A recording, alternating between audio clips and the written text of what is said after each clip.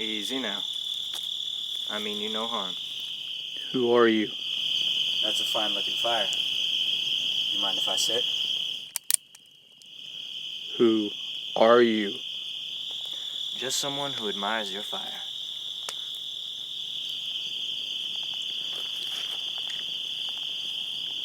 What do you want?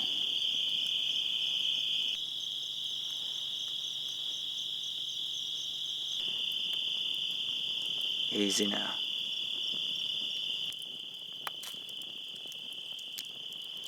You Law?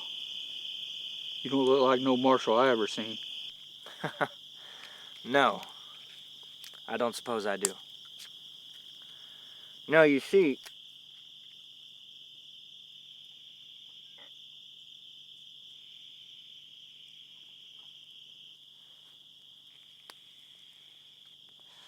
I'm a collector of sorts.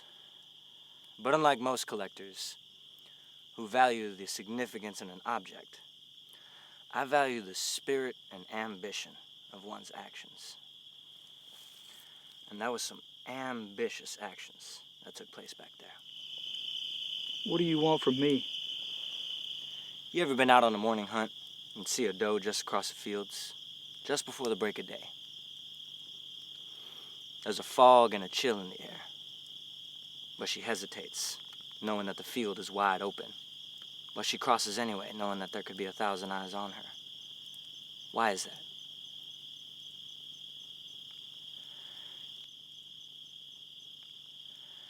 To get to the other side of the river. Now, let me start over. When the moon rises high, so high you can't touch it off a piggyback from the highest cliff on the mountain, the wolf ascends from his burrow and screams into the night sky. For what purpose? I'm not following you, mister. I'm getting tired of your games. Please, sir. I'm unarmed, as you can see. I promise you I pose no threat in any way, shape, or form. I merely wish to bend your ear for a minute while I sit here and enjoy your lovely fire. Sure is a lot of gear you got there, but no steed?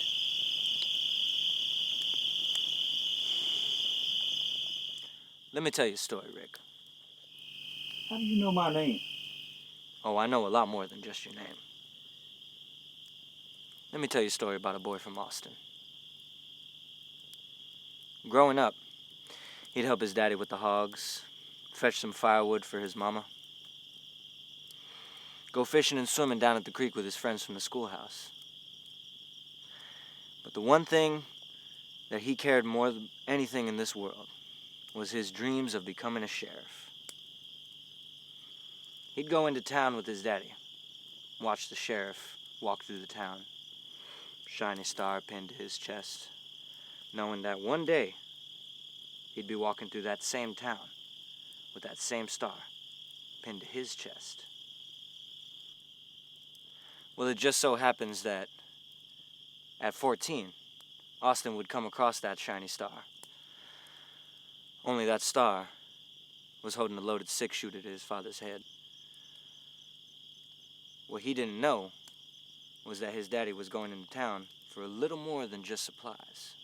You been following me all this time? You know he didn't do it. Hell, I know that. You think any law would chase something that small for this long? No. No, sir. You like the heat, Rick? Hell, I know a fella down south that just loved that shit. Me personally, I like it a cool 70, 80 degrees. But you know them boys down south, they'll work you to death in the boiling melt. I've done work all over, right? But when I go down south for work, hell, I don't go for nothing. If he didn't do it, then who did? Well, Johnny Mills. I know you're lying. You're gonna love this. You know how I know? Johnny Mills was burying his daughter that night. Pneumonia. No, I saw him in the alley just before... There he was. Loaded .357 pressed against his head. Blood of some drunk bastard still on his hands, looking at 4Js in the old jailhouse for beating the piss out of some old fool. Who are you, mister? Little Austin been waiting for his pa too long, huh? So what does he do? He checks the general store. He checks the saloon. And what does he find? His pa, laying on the ground at the end of the barrel of a man that he wanted to be. A man he looked up to. And he killed him.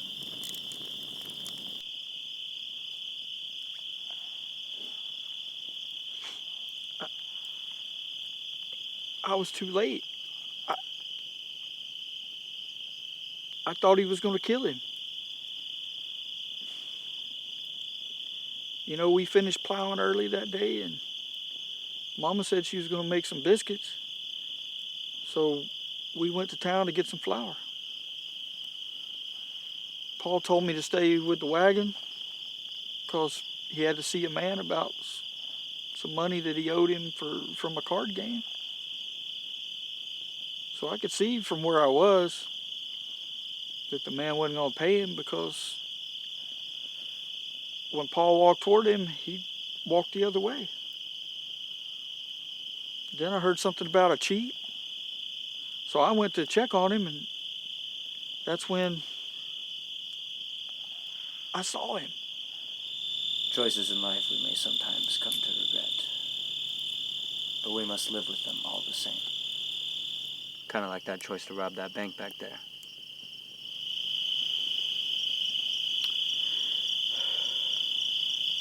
Yes, sir. You put a lot of lives in danger. Why? What's the money for? Living, man. I killed a sheriff in a prominent town at 14 years old. What else was I going to do? I didn't have many career opportunities.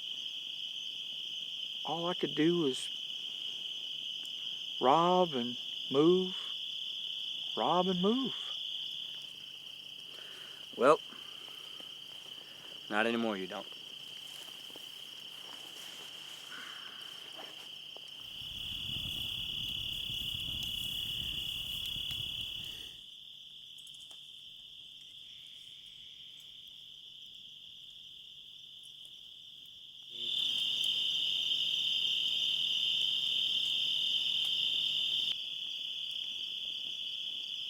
I didn't even make it here, did I?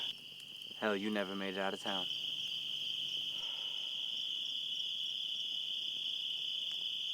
Well, it was a good run. I always tried to keep it clean.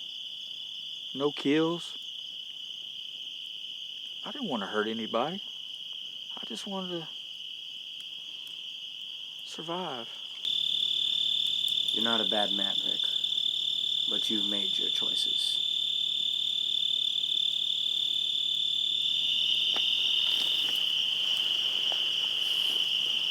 You ready?